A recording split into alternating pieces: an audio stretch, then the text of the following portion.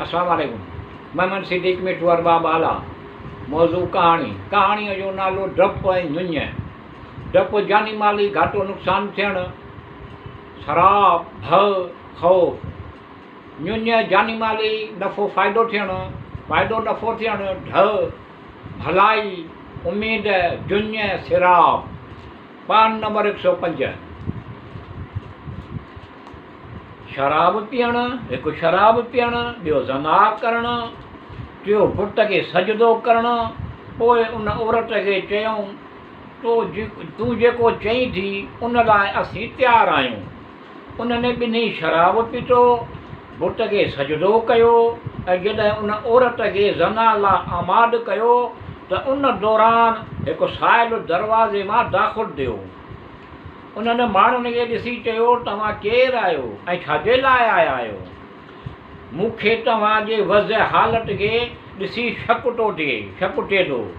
एतिरे क़दुरु ख़ाइबु थिया ऐं जिना जो हिकु हसीन जमील औरत खे ख़ुलूद में आंदो आहे। यकीनन तव्हां बदकार आहियो। इहो चिलाईंदे दाहूं कंदे रवानो थी वियो। पोइ उन औरत चयो, आऊं पंहिंजे ख़ुदा जो कसम खणी चवां थी, इहो मर्द हिन जाइ क़याम खां वाक़ुफ़ु आहे, तव्हांखे सुञाणे थो, हाणे वञे पियो। तव्हांखे ऐं मूंखे रुसवा ज़रूरु कंदो, लिहाज़ा आऊं तव्हांजे वेझो कोन ईंदुसि। पहिरीं उनखे खे मारियो त इहो रुसवा न करे, उनखां पोइ इत्मीनान सां अचो।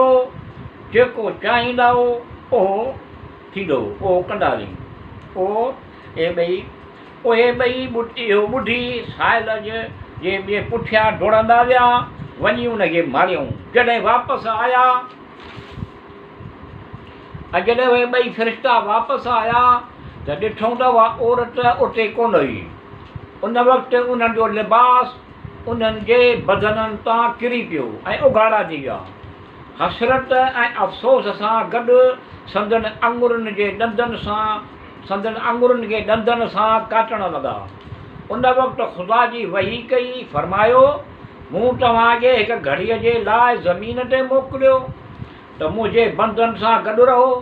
तव्हां मामूली देरि में 4 गुनाह कया जिन खां मूं तव्हांखे मना कयो हुयो। तव्हांखे मूंखां बि शर्म कोन आयो, हालांकि तव्हां ई सभिनी फ़रिश्तनि खां ज़्यादा घणो अहले ज़मीन जी नाफ़रमानी सबबि उन्हनि जे ख़िलाफ़ु हुआ ऐं उन्हनि ते अज़ाब जा ख़वा हुआ।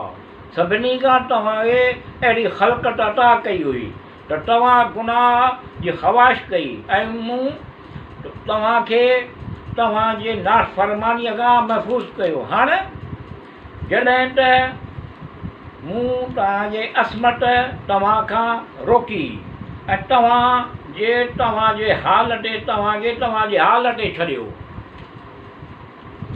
तव्हां ईअं कयो, लिहाज़ा हाणे तव्हां अज़ाब ॾियणु चाहियो त इख़्तियार करे छॾियो अज़ाब आख़िरत जो। इहो ॿुधी उन मां हिकु फ़रिश्ते चयो, असीं छो त दुनिया में आया आहियूं, लिहाज़ा पंहिंजूं ख़वाहिशुनि मां पूरो फ़ाइदो हासिलु करियूं, एसी ताईं जो आख़िरत जो अज़ाब पहुचे। ॿिए फ़रिश्ते चयो, अज़ाब दुनिया जी हिकु मुदत आहे, ख़तमु थी वेंदी, लेकिन आख़िरत दाइमी आहे जो कॾहिं बि ज़ाइल कोन थींदी। लिहाज़ा अज़ाब आख़िरत तमामु घणो सख़्तु आहे, असीं पसंदि कोन था करियूं। अज़ाब दुनिया जो अज़ाब इख़्तियार कयो ऐं मुद्दतूं माण्हुनि खे जादू सेखारींदा रहिया। ऐं जॾहिं उन्हनि पूरी तौरु तइलीम ॾेई छॾी त हवा में उबता लटकिजी विया, अहिड़ी तरह क़यामत ताईं मुअज़्ज़ब रहंदा।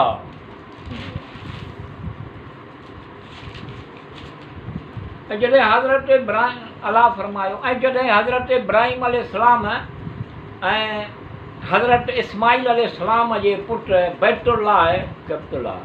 बैतुल्लाह जे इमारत जी बुनियाद मथे खणी रहिया हुआ, उन वक़्तु दुआ घुरी रहिया हुआ, ऐं रब असांजा असांखां हीअ ख़िदमत क़बूल फरमा। बेशक तूं ई ॿुधंदड़ ऐं ॼाणंदड़ आहीं।